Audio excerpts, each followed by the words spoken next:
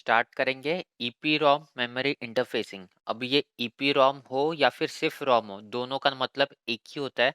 तो इसका क्वेश्चन देखते हैं। Design 8086 maximum mode system with following specifications 32 KB EPROM using 16 KB chips. इसका मतलब क्या? अपनी जो एक सिंगल चिप की साइज होगी वो 16 KB की साइज होगी, और टोटल अपने को कितनी मेमोरी डिजाइन करनी है? 32 KB की मेमोरी डिजाइन करनी है। इसका मतलब क्या? 16 केबी के कितने चिप्स लगेंगे? 16 केबी के अपने को दो चिप्स लगेंगे, तब भी जाके अपनी 32 केबी की ईपी रॉम वाली मेमोरी डिजाइन होगी। तो अभी ये रॉम है। रॉम का मतलब क्या होता है? रीड ओनली मेमोरी, मतलब इसमें सिर्फ रीड वाला सिग्नल आएगा, इसमें कभी भी राइट वाला सिग्नल नहीं आएगा। और रॉम का जो जनरलाइज रूल होता है वो होता है ये वाला। रॉम में अपने पास अपने को हमेशा रॉम का एंडिंग एड्रेस पता होता है। रॉम का एंडिंग एड्रेस होगा 5 टाइम्स FH, और स्टार्टिंग एड्रेस अपने को पता नहीं है। और यहाँ से हम लोग सेट साइज फाइंड करेंगे। तो ये जनरलाइज फॉर्म होता है रॉम के लिए। तो फिर अपना फॉर्मूला क्या बनेगा? फॉर्मूला होता है अपना ये वाला, starting address plus set size equal to ending address.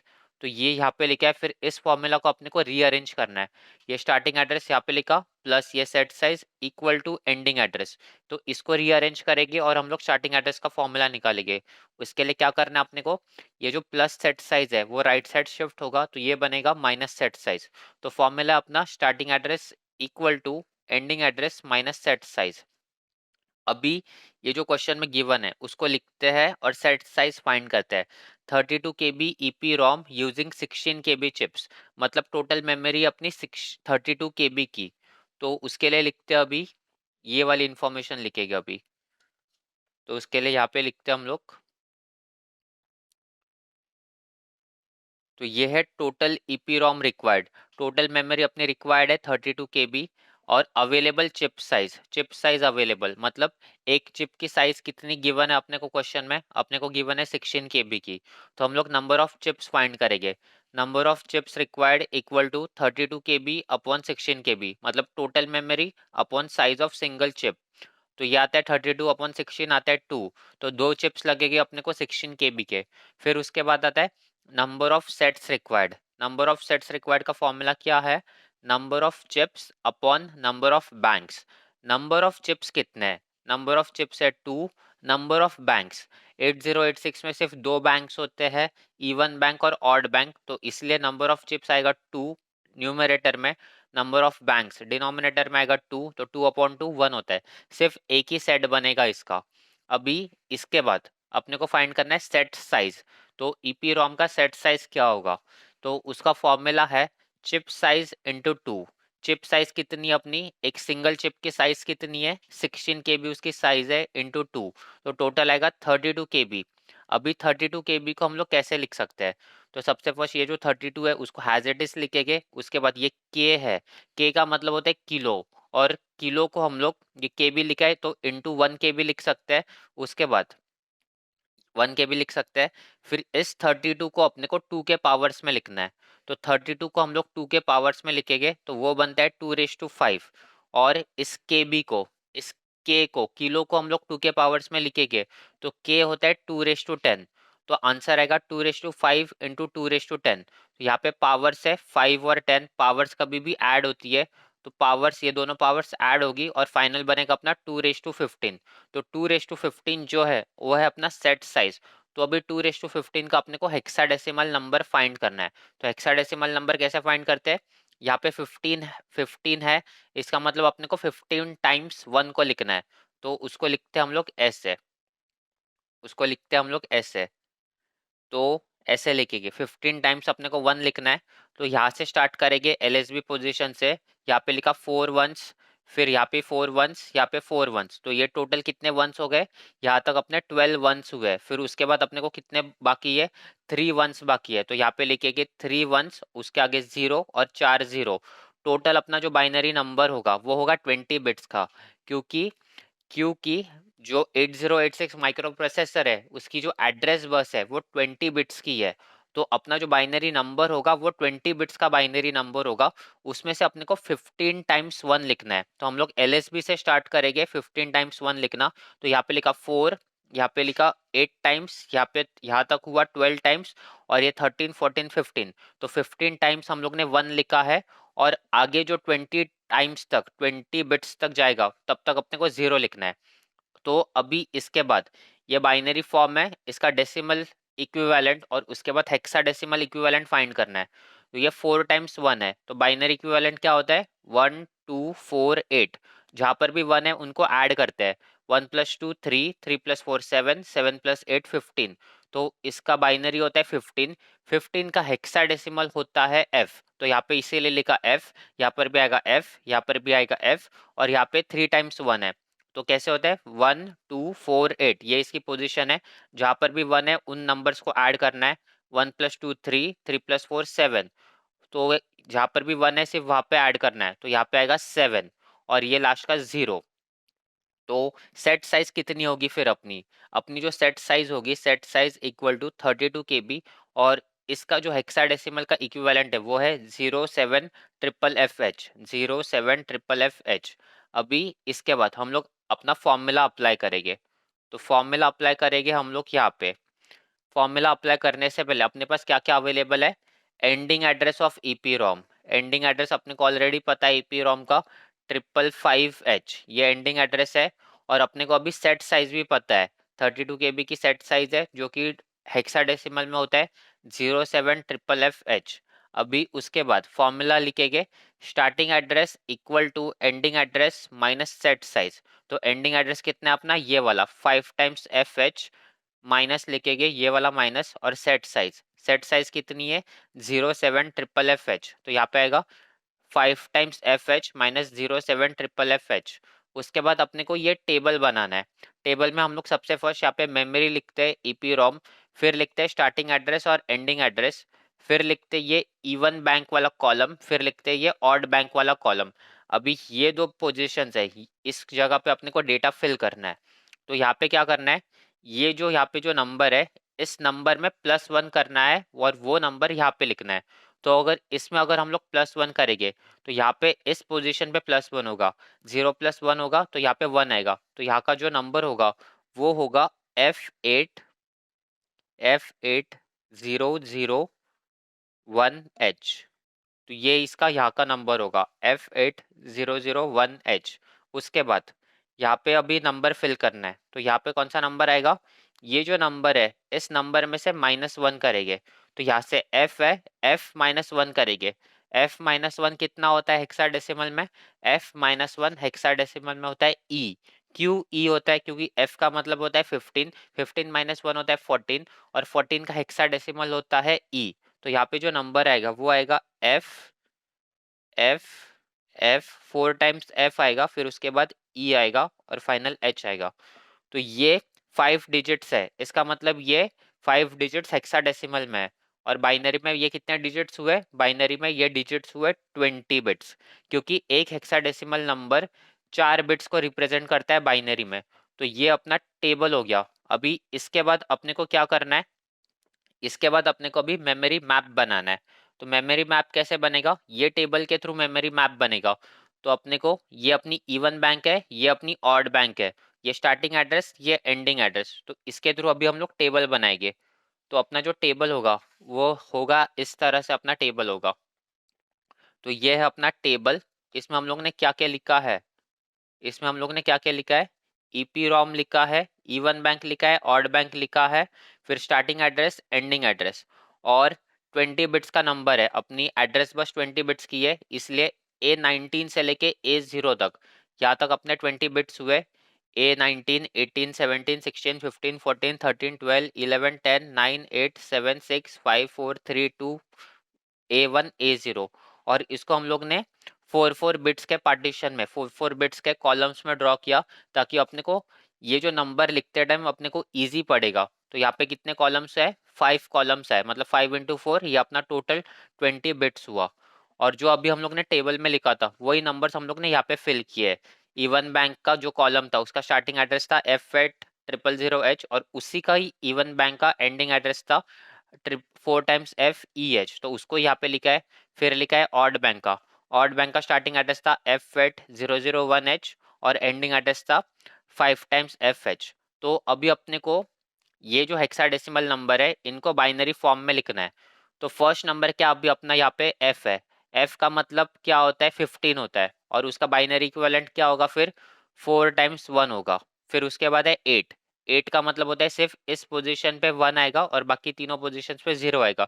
क्यों ऐसे आएगा? क्योंकि ये बाइनरी इक्विवेलेंट क्या होता है 1 2 4 और 8, जहाँ पर भी 8 है यहाँ पे 8 वाली पोजीशन है वहां पे 1 होगा और बाकी तीनों जगह पे 0 होगा। फिर क्या है 0 0 0, तो ये 4 0, ये 4 0 और ये 4 0, तो ये इतना है, ऐसे अपने को लिखना है। उसके बाद हम लोग ने ये वाले जो ट्रुथ टेबल है इसको रेड से क्यों मार्क किया है, तो उसको समझते हैं पहले।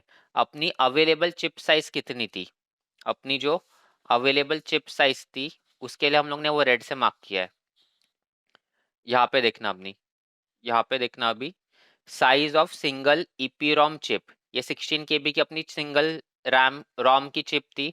फिर उसके बाद इसको हम लोग कैसे लिखते हैं 16 इंटू 1 KB, तो 16 को हम लोग 2 की पावर्स में लिख सकते हैं 2 रेज टू 4, और ये जो 1 KB है 1 KB होता है 2 रेज टू 10, तो 10 प्लस 4 पावर्स ऐड होगी 2 रेज टू 14, तो टोटल आएगी यहाँ पे 14 एड्रेस लाइंस, और 14 एड्रेस लाइंस यहाँ पे कौन सी होगी A1 से लेके A14 तक। और कभी भी हम लोग रैम या रोम में हम लोग A0 कभी भी अंदर नहीं देते, हम लोग अंदर A1 से लेके A14 तक देख सकते हैं। A0 हम लोग अंदर नहीं देते, हम लोग A1 से स्टार्ट करते हैं, तो इसीलिए यहाँ पे A1 से लेके A14 तक आएगा। और उसी रीजन के वजह से हम लोग ने A1 से लेके A14 तक यहाँ पे रेड से लिखा है। क्यों रेड से लिखा है? क्योंकि ये सारी जो एड्रेस लाइंस है वो ईपीरोम की चिप सिलेक्शन में जाएगी, ईपीरोम को चिप सिलेक्ट करने के लिए ये सारी एड्रेस लाइंस यूज होगी। तो हम लोग ये वाली जो एड्रेस लाइंस है वो हम लोग डिकोडिंग के लिए यूज नहीं कर सकते हैं, इसीलिए हम लोग सिर्फ A1 से लेके A14 तक डिकोडिंग के लिए यूज नहीं कर सकते। बाकी सारी जो बची हुई एड्रेस लाइंस है वो हम लोग डिकोडिंग के लिए यूज करेंगे। बची हुई एड्रेस लाइंस कौन सी है, 16 17 18 19 और A0। A0 तो बैंक सिलेक्शन के लिए जाता है, तो ये 15 16 17 18 19 इन चारों लाइंस को हम लोग को डिकोडिंग लॉजिक के लिए यूज करना है। तो अभी नेक्स्ट एड्रेस कौन सा अपना 4 टाइम्स F E H, तो F के लिए आता है 4 टाइम्स 1 4 टाइम्स 1 4 टाइम्स 1 4 टाइम्स 1, और लास्ट में क्या है E का मतलब होता है 14, तो 14 कब तक आएगा 1110 1248, तो 2 4 और 8 पे 1 मार्क किया तो वो होता है उसका टोटल 14, तो वहां तक सफिशियंट होता है अपना को E के लिए, और फाइनली यहाँ पे 0 आएगा। तो इस तरह से अपने को लिखना है। फिर उसके बाद ऑड बैंक के लिए F8 001H, F के लाएगा 4 टाइम्स 1, 8 के लाएगा 1 0 0 0, 0 के लाएगा 4 टाइम्स 0, इस 0 के लाएगा 4 टाइम्स 0, और इस 1 के लाएगा 0 0 0 1, और उसके बाद इसका एंडिंग एड्रेस क्या है 5 टाइम्स FH, तो 4 टाइम्स 1 4 टाइम्स 1 4 टाइम्स 1 4 टाइम्स 1 और 4 टाइम्स 1। सिर्फ अभी अपने को इसमें ध्यान देने वाली क्या चीज है, जो ईपी रॉम है उसकी सिंगल ईपी रॉम की चिप की साइज कितनी है 16 KB, तो उसके लिए एड्रेस लाइंस कितनी यूज होती है 14 एड्रेस लाइंस। तो ये जो 14 एड्रेस लाइंस है A1 से लेके A14 तक, A1 से लेके ये 14 तक, इसको हम लोग ने अलग कलर से मार्क किया है ताकि हम लोग इसको आइडेंटिफाई कर सके, और हम लोग इसको डिकोडिंग लॉजिक के लिए हम लोग यूज नहीं करेंगे। बाकी सारी लाइंस को अपने को डिकोडिंग लॉजिक के लिए यूज करना है। अभी डिकोडिंग करने के लिए हम लोग लेते हैं 3:8 का डिकोडर, 3:8 का डिकोडर लेते हैं, और उसमें जो लाइंस लेते हैं वो लाइंस लेते हैं हम लोग हायर साइड वाली लाइंस लेते हैं, A17 A18 A19, ये 3 लाइंस लिए हम लोग ने, A B C ये 3 लाइंस लिए। अभी इसका बाइनरी इक्विवेलेंट कितना होता है, डेसिमल इक्विवेलेंट कितना होता है, यहाँ पे 1 है, यहाँ पे 1 है, यहाँ पे 1 है, तो 1 2 4, 1 + 2 3 3 + 4 7, तो इसका डेसिमल इक्विवेलेंट होता है 7। तो Y7 वाली चिप सिलेक्ट होगी, Y7 वाला आउटपुट सिलेक्ट होगा, और फिर लाइंस कौन सी बचती है 15 और 16 बचती है, और फिर A0 बचता है। तो इस हिसाब से हम लोग अभी ये डिकोडिंग करेंगे। तो ये है अपना डिकोडिंग वाला ईपीरोम का इंटरफेसिंग वाला डायग्राम। इसमें हम लोग ने 3:8 का डिकोडर लिया है, इसमें 3 इनपुट लिए हैं, क्योंकि 3:8 का डिकोडर है मतलब 3 इनपुट और 8 आउटपुट। तो 3 इनपुट कौन से लिए हम लोग ने ABC, उसकी एड्रेस लाइन कौन से सिलेक्ट किया हम लोग ने A17 A18 A19, जो अभी हम लोग ने हायर 3 लाइंस थे वो सिलेक्ट किए A17, A18 और A19। उसके बाद तीनों के इनपुट क्या है, यहाँ पर भी इनपुट 1 है, यहाँ पर भी 1 है और यहाँ पे भी 1 है। जब तीन 1 होते हैं तो वह आउटपुट कौन सा सिलेक्ट करेगा, 7 वाला आउटपुट सिलेक्ट करेगा, तो Y7 सिलेक्ट करेगा। तो यहाँ पे Y7 बार जो कि एक्टिव लो वाला आउटपुट है वो सिलेक्ट करेगा। तो यहाँ से एक लाइन बाहर आएगी, यहाँ से एक लाइन बाहर आएगी। फिर उसके बाद क्या करना है अपने को, यहाँ से एक लाइन बाहर आएगी Y7 से। फिर उसके बाद अपने को ये EPROM वाली चिप्स बनाने हैं। ईपीरोम वाले चिप्स कैसे बनाएगी हम लोग, ईपीरोम अपना सिंगल ईपीरोम का चिप का साइज कितना था, सिंगल ईपीरोम के चिप का साइज था अपना 16 KB का, और टोटल अपने को मेमोरी बनानी है 32 KB की। इसका मतलब दो ईपीरोम के चिप आएंगे। तो इसलिए हम लोग ने यहाँ पे लिखा EPROM 1 और EPROM 2। दोनों चिप की साइज कितनी है, इसकी भी साइज है 16 KB, इसकी भी साइज है 16 KB। और ये लोअर बैंक है, मतलब ये इवन बैंक सिलेक्ट करेगा ये वाली चिप साइज, और ये वाली चिप ऑड बैंक मतलब हायर बैंक सिलेक्ट करेगा। फिर उसके बाद हम लोग ने यहाँ पे ड्रॉ किया डेटा बस। तो ये अपनी डेटा बस और ये वाली अपनी है डेटा बस। इस डेटा बस की ये कितनी है, D0 से लेके D7 तक, और ये हायर डेटा बस है D8 से लेके D15 तक। मतलब टोटल अपनी 16 बिट की डेटा बस है, वो हम लोग ने यहाँ पे ड्रॉ किया। उसके बाद उसके बाद उसके बाद अपने को डेटा बस को कनेक्ट करना है रैम रोम की चिप से। फिर यहाँ से हम लोग ने कनेक्ट किया, यहाँ से सिग्नल लिया D0 से लेके D7 तक, यहाँ पे कनेक्ट किया। फिर उसके बाद एड्रेस बस कनेक्ट करनी है। एड्रेस बस हम लोग ने देखा था सिंगल EPROM चिप साइज के लिए कितनी एड्रेस लाइंस अंदर जा रही है, जो हम लोग ने रेड पेन से लिखा था। A1 से लेके A14 तक अंदर जा रहा है, तो A1 से लेके A14 तक का एड्रेस लिखा। और अंदर जाने के बाद A0 भी यूज होगा तो फिर एक कम होगा, A0 से लेके A13 अंदर जाके लिखेंगे। उसके बाद अपने को क्वेश्चन में गिवन था कि अपने को मैक्सिमम मोड वाला सिस्टम यूज करना है, मैक्सिमम मोड में, और ये EPROM है, ROM मतलब रीड ओनली मेमोरी है। मतलब सिर्फ यहाँ पे मेमोरी रीड होगी, मेमोरी राइट नहीं होगी। उसके लिए कंट्रोल सिग्नल आएगा MRDC मतलब मेमोरी रीड कमांड बार। मेमोरी रीड कमांड बार, सिर्फ वही सिग्नल अपने को कनेक्ट करना है, वही बार पे आउटपुट एनेबल पे वही अपने को कनेक्ट करना है। अगर हम लोग ने गलती से यहाँ पे मेमोरी राइट वाला सिग्नल भी कनेक्ट किया तो वो गलत होगा और उसके लिए मार्क्स डिडक्ट होंगे। तो इसीलिए अपने को ये ध्यान देना है रोम वाली चिप है कि रैम वाली चिप है। रोम वाली चिप में सिर्फ रीड वाला बार रीड सिग्नल कनेक्ट होगा, और रैम में रीड और राइट दोनों कनेक्ट होगा। और वही सेम चीज अभी अपने को ये सेकंड चिप के लिए भी करना है। सेकंड चिप के लिए डेटा बस है D8 से लेकर D15 तक। तो यहाँ पे डेटा बस कनेक्ट किया। फिर यहाँ पे एड्रेस बस A1 से लेके A14 तक जो अपनी एड्रेस लाइन है वो कनेक्ट किए। अंदर जाके ये A0 से लेके A13 तक होता है। फिर उसके बाद MRDC मेमोरी रीड कमांड को सिग्नल को हम लोग ने OE बार पे कनेक्ट किया। फिर उसके बाद अभी अपनी इसमें से कौन से एड्रेस लाइंस बचे हैं, हम लोग ने अभी तक यूज किया A17, A18, A19। ये तीन एड्रेस लाइंस यूज किया डिकोडर के इनपुट के लिए। तो अभी कौन सी लाइंस बचे अपने को, अपने पास जो ब्लैक में है वही लाइंस बचे है। तो अपने पास बचे है A15 और A16 बचा है अपने पास, A15 और A16, और ये A0 बचा है। तो A15 और A16 दोनों 1 है, A15 और A16 दोनों 1 है। तो उस टाइम पे हम लोग क्या कर सकते हैं, हम लोग कौन सा गेट यूज कर सकते हैं, हम लोग नैंड वाला गेट यूज कर सकते हैं। क्योंकि हम लोग ने बेसिक्स में देखा था रैम वाला जो इंटरफेसिंग था उसमें हम लोग ने 3 गेट्स देखे थे। तो वो 3 गेट्स में से हम लोग यूज कर सकते हैं, एक तो हम लोग और गेट यूज कर सकते हैं, या फिर हम लोग नैंड गेट यूज कर सकते हैं। तो हम लोग यहाँ पे नैंड गेट यूज करेंगे। तो हम लोग यहाँ पे नैंड गेट यूज करेंगे, क्योंकि हम लोग ने इसमें देखा था रैम वाला जो चिप था उसमें हम लोग ने बेसिक्स में देखा था अपने पास ये 3 ऑप्शंस है। सपोज अपने पास 0 0 है तो उस टाइम पे हम लोग और गेट यूज करके 0 आता है। अपने पास अगर 0 1 है तो 0 इस लाइन से जाएगा, इस 1 को इन्वर्टर करेंगे, इन्वर्टर देंगे, फिर ये 0 बनेगा, फिर उसके बाद हम लोग और गेट यूज कर सकते हैं। सपोज अपने पास दोनों वन है तो हम लोग नैंड गेट यूज करके आउटपुट आएगा 0 अपना, क्योंकि आउटपुट अपने को 0 चाहिए रहता है। तो वो हम लोग और गेट से भी लेके आ सकते हैं या फिर नैंड गेट से भी लेके आ सकते हैं। फिर अपने पास अभी लाइंस कौन सी बची है, ये वाली दोनों लाइंस बची है, A15 और A16 दोनों 1 है। तो उसको देंगे हम लोग यहाँ पे। तो यहाँ पे लाइंस दी हम लोग ने A15 और A16, नैंड गेट कनेक्ट किया। तो A16 से अपने को इनपुट क्या आ रहा है, A16 से आ रहा है 1 और A15 से भी आ रहा है 1। तो यहाँ पे आउटपुट मिलेगा अपने को, यहाँ से 0 मिलेगा, यहाँ से 0। और ये Y7 बार जो है वहां से तो ऑलरेडी एक 0 आ ही रहा है, तो यहाँ से 0, यहाँ से 0 आ रहा है, यहाँ पे 0 आ रहा है, यहाँ पर भी 0 आ रहा है। तो ये और गेट पे कनेक्ट करेंगे तो यहाँ पे आएगा अपने को 0। फिर इस लाइन को एक्सटेंड करना है अपने को, इस लाइन को एक्सटेंड करना है। फिर अपनी ये है इवन बैंक, ये वाली अपनी इवन बैंक, ये वाली है अपनी ऑड बैंक। इवन बैंक को कनेक्ट करते टाइम हम लोग A0 को कनेक्ट करते हैं, ऑड बैंक को कनेक्ट करते टाइम हम लोग BHE बार को कनेक्ट करते हैं।